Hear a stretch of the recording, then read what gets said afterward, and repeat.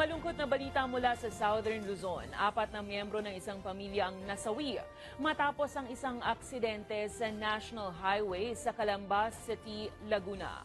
Nakilala ang mga nasawi na sina Gilbert Palupit, driver ng tricycle, kanyang asawa na si Irene at 2 nilang anak na edad 4 at 11 taong gulang. Kritikal naman sa ospital ang 2 pa nilang anak. Patungo sana sa Sariaya, Quezon ng pamilya para magbakasyon. Samantala, sugatan din ang mag-asawang fruit vendor na nadamay sa insidente, gayon din ang driver ng nakasagasang pickup truck. Sa investigasyon ng PNP, mabilis umano ang takbo ng pickup sa pakurbadang bahagi ng kalye nang mabangga nito ang mga kasalubong na tricycle. Itong pickup medyo mabilis.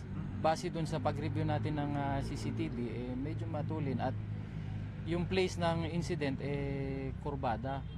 At kaninang madaling araw ay medyo maulan din ng basa ang kalsada, medyo matulin.